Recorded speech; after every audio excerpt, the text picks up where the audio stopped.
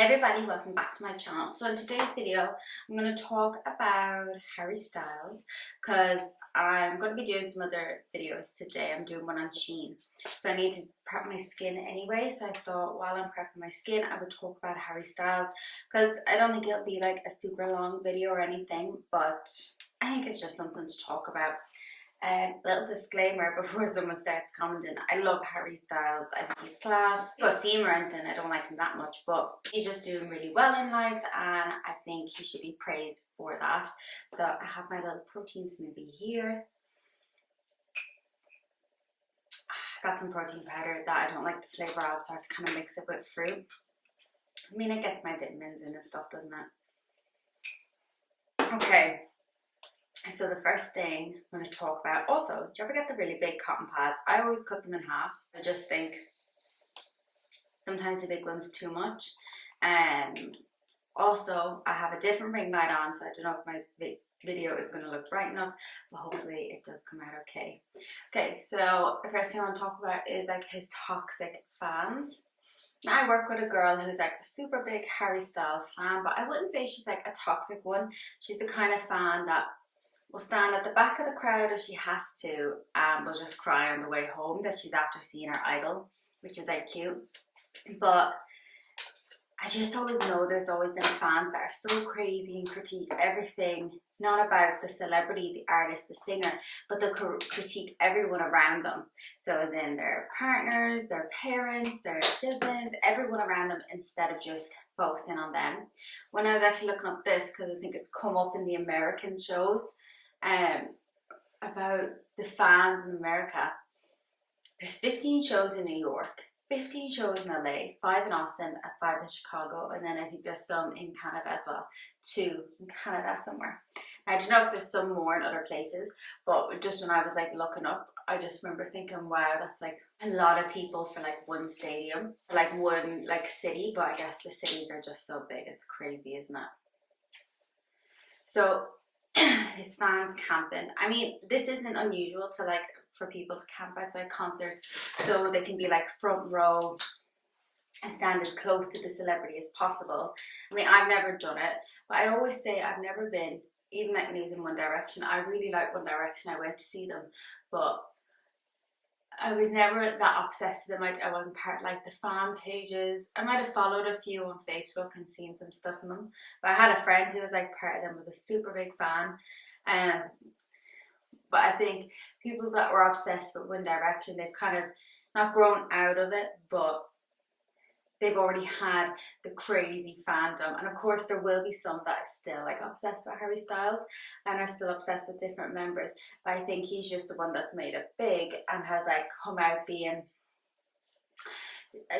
I think he's come out as being bi, so it's like he's kind of come out with his kind of flamboyant clothes, but also coming across very sexy because he is. And I always see comparisons of him to Andrew Tate when Andrew Tate is like, you to be a big buff man, blah blah blah, and people then like put in photos and videos of Harry Styles, and it's like literally he's got the whole world, maybe every woman on this planet absolutely obsessed with him, and he's walking on stage in a dress.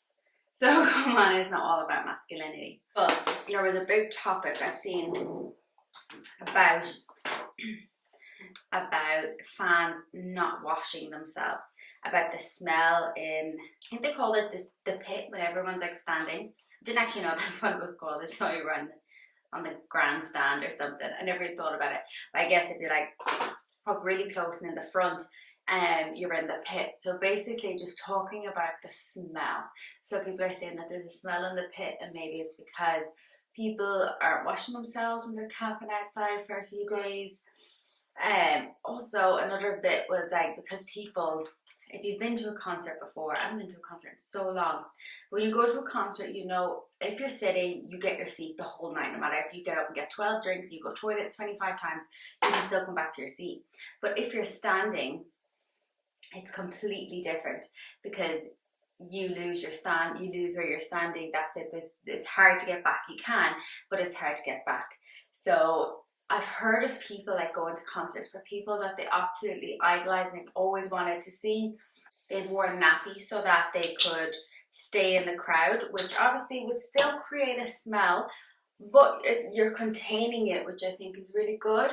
but apparently people are just letting rip. They're just weeing. And of course, when a liquid hits the ground, it's going to splat everywhere. So when I heard this, I was like, surely not. And then I seen loads of things on Twitter and Instagram and stuff, like memes of like Harry smelling or Harry backing away from the smell and things. And I don't think he has come out saying anything about the smell, but there was just people tweeting like that the stench is really bad. And I didn't hear about any of this when he did like the Irish and English tours, but I'd imagine maybe them stadiums are like smaller or less people are in there.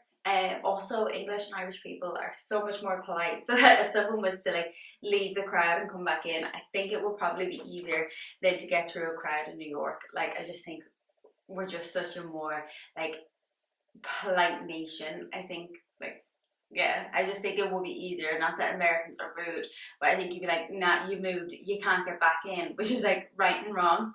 Depends if you're the person trying to get in or the person trying to get out. They're obviously camping out and they're staying in that one spot for like a couple of days and whatnot.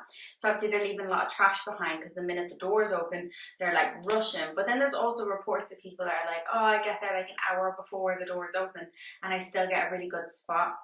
But I think there's also the whole thing of it, like making a whole memory out of it, camping out, staying late, you know, up late outside the stadium.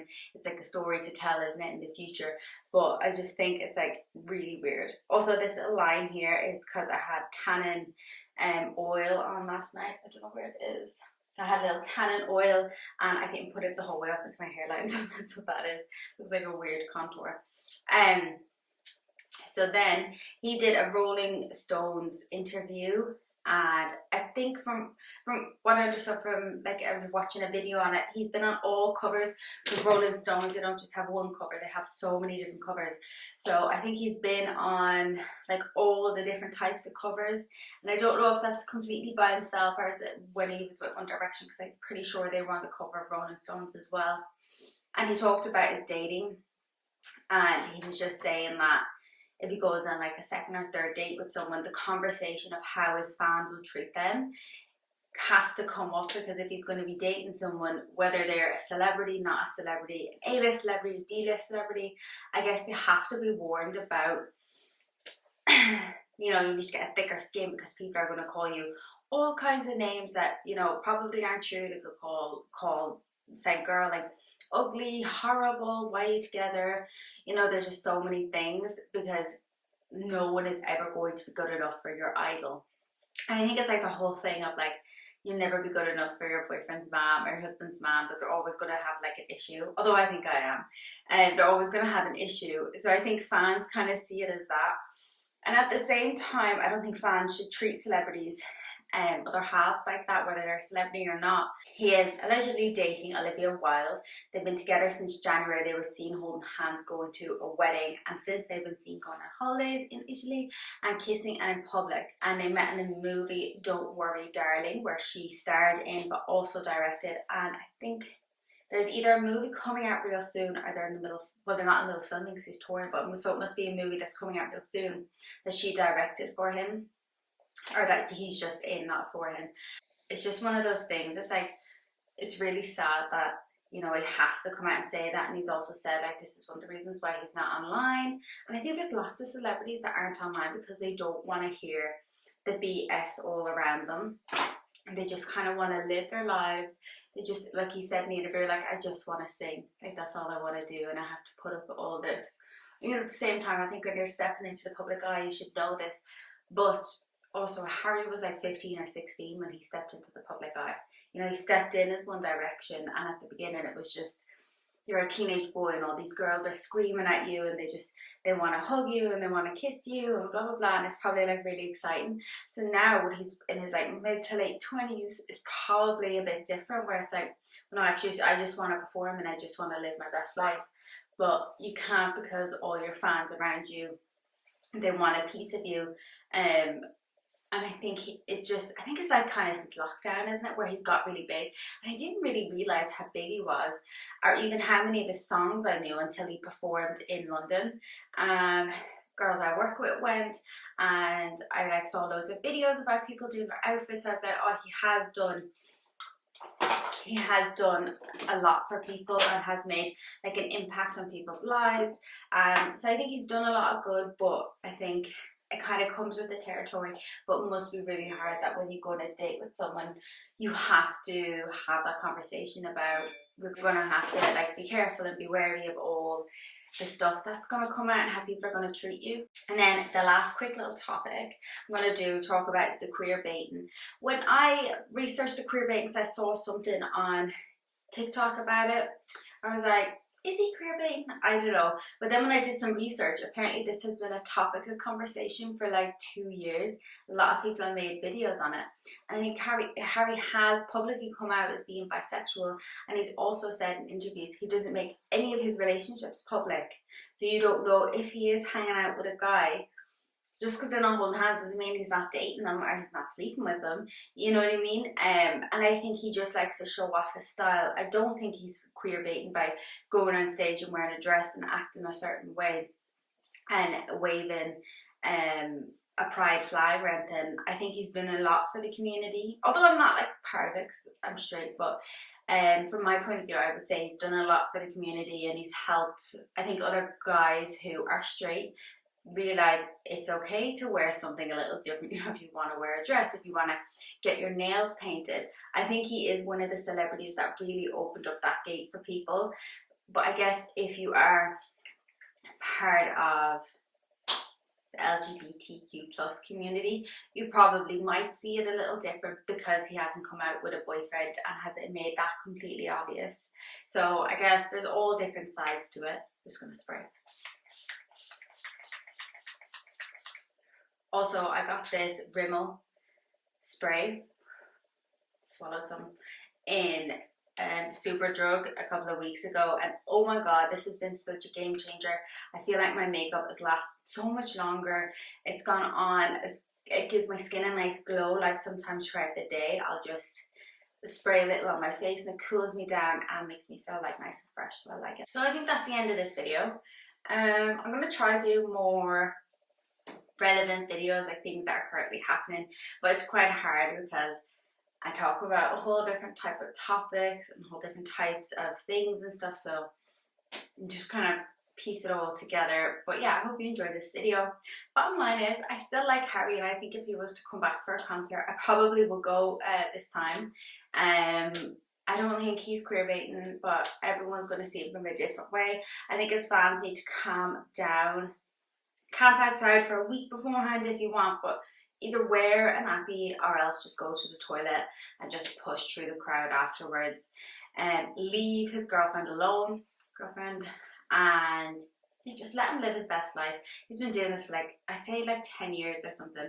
Just let him live his best life, do what he wants. He brings out really good songs. Like I think compared to so many artists now, Harry Styles actually does bring out really good songs. Thank you for watching. I'm going to go film a video about Shein. So if you want to stop shopping there, watch it. If you want to continue shopping, you probably shouldn't watch it.